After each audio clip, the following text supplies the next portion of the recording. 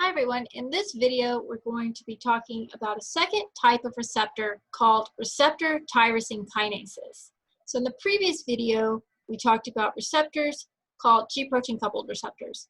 So there are actually many types of receptors. We talked about a few types of receptors when we talked about transporting things in vesicles. There are many more types that do all kinds of things for the cells. The G-protein coupled receptors and receptor tyrosine kinases are very common throughout all types of cells, and they're sort of the quintessential cell biology receptors that we talk about. So just again, as we talk about these two types of receptors, just keep in mind that there are actually a lot of different types of receptors out there. We'll be talking about more receptors before we finish this semester. So let's get started with receptor tyrosine kinases. So here is a picture of a receptor tyrosine kinase. These receptor tyrosine kinases, or RTKs, are receptors, of course, that are going to exist as an inactive monomer. So this is an inactive monomer. And their structure consists of one single pass transmembrane domain, an external ligand binding site, and an internal domain with multiple tyrosines. So those tyrosines are going to be important. It's part of the name. You can probably tell from the fact that it's a kinase that we're going to see some phosphates being transferred here. So let's look at our receptor tyrosine kinase and what it's going to do. There are many types of these receptor tyrosine kinases, and while they have different functions, they're largely involved with perceiving and responding to growth factors. So their ligands are often what we call growth factors. Thus, these receptor tyrosine kinases are going to strongly influence things like cell growth and division and just plain old cells staying alive. So a receptor tyrosine kinase that we are looking at in this picture is inactive. You can see it's just hanging out by itself, nothing's going on. This particular image is for an epidermal growth factor, or EGF, but you can see there's nothing in the binding site. So let's get this guy going. So in this next image, we're going to add the ligands. So our epidermal growth factor, and check it out. You can see kind of visually what's happened here. We had one in the first inactive state. Now we've got two of these receptor tyrosine kinases. So inactive RTKs exist as monomers, but when growth factors bind their ligand binding sites, the first step is that these two monomers dimerize or associate together. So there are two of them now, so dimerize. Okay, so what happens then? The next step after they are dimerized is they phosphorylate themselves. So they're going to self-phosphorylate. And this is going to happen specifically on tyrosines. That's why this is a tyrosine kinase. So these tyrosines is an amino acid. It's part of the amino acid chain that makes up these proteins. It's just part of the translated structure.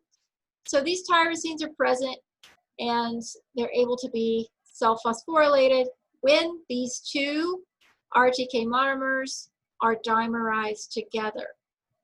So thus receptor tyrosine kinase. So what happens after that? So these are active. Pretty much anything that you can think of at that point, okay? So because they have multiple phosphorylated tyrosines, each one of these phosphorylated tyrosines can act as a site of activation for downstream proteins. So previously we may have had some inactive relay proteins, some inactive enzymes kind of floating around the periphery here. If they affiliate with this phosphorylated tyrosine, they're activated and can then thus activate a response. And again, these RTKs can interact with more than one protein at once. So these can be phospholipase C, which we talked about in the previous video.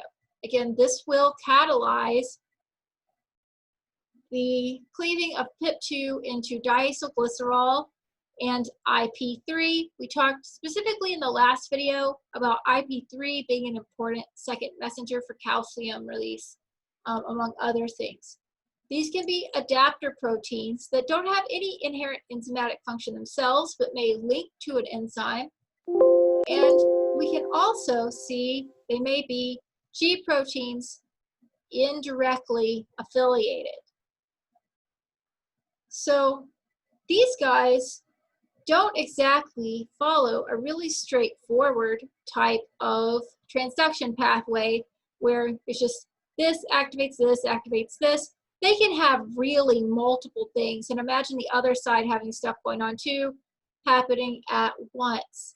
So if you think about a standard signaling pathway being very linear, signal, reception, transduction, transduction, response, these can have a whole lot of different things going on. So you can activate this and then have multiple responses. You can also have multiple RTKs or receptors that are contributing to things. So this has to coordinate a lot of things at once. So if you think about cell growth and division, it makes sense that you might want multiple responses. So you're going to want something that's going to trigger gene expression differently. You might want something that's going to trigger replicating your DNA and getting started with mitosis.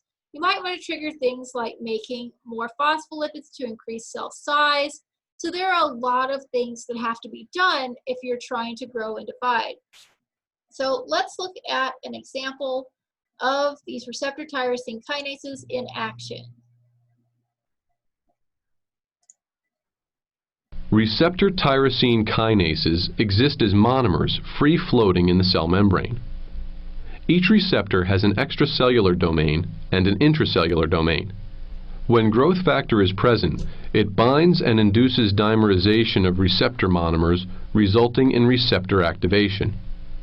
The activated receptor then autophosphorylates tyrosines in its intracellular domain. The phosphotyrosines are binding sites for intracellular signaling proteins, which in turn can activate other downstream proteins. An exponential signal amplification occurs for each growth factor molecule binding the receptor tyrosine kinase. So in that video, we saw really the power of being able to activate multiple pathways at once and to create this sort of exponentially amplified signal transduction that can occur within the cell. This makes sure that all of the parts of the cell are really going to be on the same page when we're talking about cell growth, division, and development. So in conclusion, we can think about there being within the human body, and really even on the same cell, multiple types of receptor tyrosine kinases that each have specific ligands that they recognize. So these are all going to be growth factors. And just to add a little bit here, HER2 is actually implicated in breast cancer, which makes sense when you think about cancer being sort of an overproliferation of cells that they really shouldn't be doing it. So an inappropriate growth of cells. HER2 is one of the things that you may have seen if you know anybody that has had breast cancer. They may have talked about whether they have a HER2 mutation. So HER2 is a receptor tyrosine kinase that we know quite a lot about in the context of cancer. So all of these receptor tyrosine kinases can interact with other types of relay proteins or enzymes. So here's our friend phospholipase C. We're talking about a protein kinase C here. Some of these you may not recognize. Some of these are going to end up controlling gene expression and transcription factors. RAS is going to be, actually RAS is kind of in a family of G proteins as well. So you can see that there's a lot of different things that can happen. So a lot of different relay proteins. And this in turn can affect multiple cell structures. So we can affect our endomembrane system, including the ER and Golgi complex, the lysosomes. We can talk about mitochondria. And the result It's going to be multiple coordinated cellular responses. Again, cells actually need these just to survive. So they have to have growth factors just to survive, but it can also allow them to proliferate. They can do different things related to metabolism and cell adhesion. So there's just really a lot of things that we have to coordinate here that the receptor tyrosine kinases help us coordinate.